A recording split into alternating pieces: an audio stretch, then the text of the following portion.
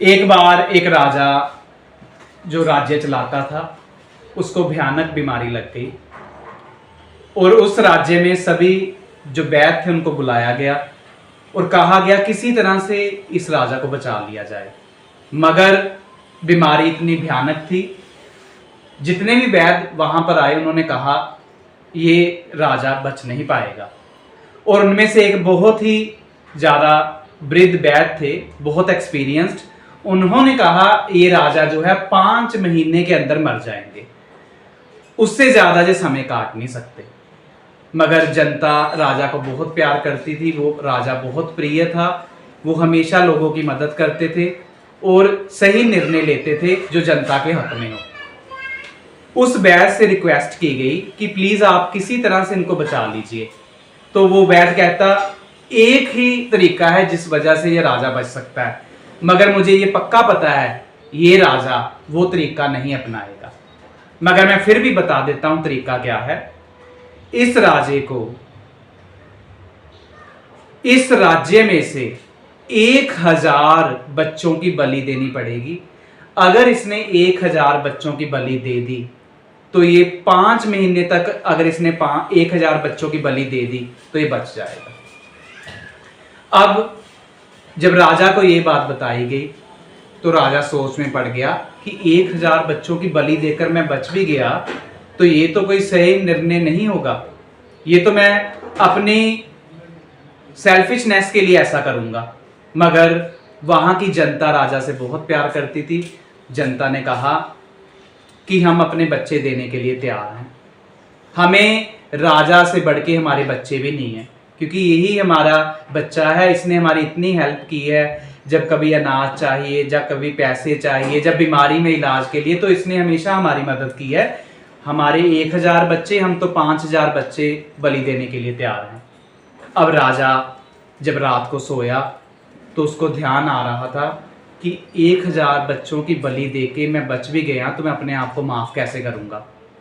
और वैद्य ने कहा था 5 महीने के अंदर ये चीज करनी है। तो राजा ने समय लिया, रोज दिन बीतते गए, मगर राजा के दिमाग में यही विचार चलता रहा 5 महीने तक कि अगर 1000 बच्चों की बलि दे दी और अगर उन 1000 बच्चों में कुछ ऐसे बच्चे हुए जो मुझसे भी बड़ा बनना चाहते थे, जब बनते अगर वो जिंदा रहते तो मेरे लिए ये बहुत ही ज़्यादा दुर्भाग्य वाली बात होगी। तो राजा यही सोचता रहता, दिन रात दोपहर को वो यही सोचता था। 5 महीने बाद वो दिन आया, आखिरी दिन था जब 1000 बच्चों को लिटाया गया और उनके सिर पर तलवारें लटका दी गई और राजा ऊपर था, वो देख रहा था।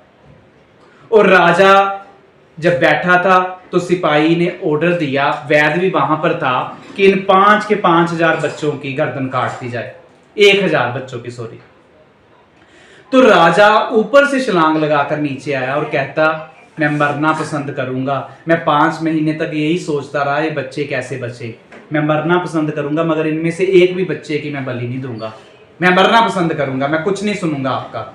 और वैद्य वहां पर जिसने ये सुझाव दिया था वो भी खड़ा था। उसने जब राजा का सारा चेकअप किया, उसने कहा राजा जी आप एक बार चेकअप करवा लीजिए दोबारा से। तो उसने पाया राजा की बीमारी वो गायब हो गई थी, जो जानलेवा और भयानक बीमारी थी। तो राजा कहता बीमारी गायब हो गई, मैंने तो बलि भी नहीं दी। तो कहता मगर राजा जी वो गायब हो गई है। तो कहता ये कैसे गायब हुई। कहता मैं भी नहीं चाहता था, वैद्य कहता, कि इन बच्चों की बलि दी जाए, मगर मैंने तो एक मेथड अपनाया था। और दोस्तों वो मेथड याद रखने वाला है, अगर हम भी वो याद रखेंगे तो आधी बीमारी ऐसे ही दूर हो जाती है। वैद्य ने कहा राजा बीमार तो था, मगर वो दिन रात अपनी बीमारी के बारे में ही सोचता रहता था, उसका सारा ध्यान, सारी ऊर्जा अपनी बीमारी की तरफ थी। तो वो बच तो सकता था, मगर उसका ये सोचना ही उसके मरने का कारण बन रहा था।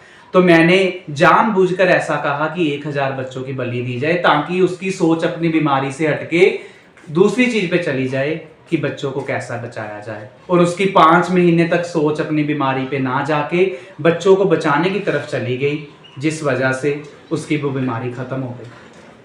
तो जब हम कोई बीमारी में होते हैं, जहाँ एंजाइटी, टेंशन में, तो उसका सबसे बड़ा हल है हम अपनी सोच को वहां से हटा लें। अब हम सोच को कैसे हटाएंगे? गाने सुन लीजिए, नेचर में चले जाइए, किसी से बात कर लीजिए, फ़ोन आपके पास है उठाइए, किसी से बात कर लीजिए, क्योंकि बोल देने से ही आधी बीमारी ठीक हो जाती है। और नेचर को कहते हैं मदर नेचर। अगर आप नेचर में घूमते हो तो उससे भी आपकी बीमारी आधी ख़त्म हो जाती है। तो दोस्तों, बीमारी से ज़्यादा उसकी तरफ जो हमारी सोच है वो हमें ज़्यादा बीमार करती है। यही इस स्टोरी का निचोड़ था। Thank you so much. ठीक है। तो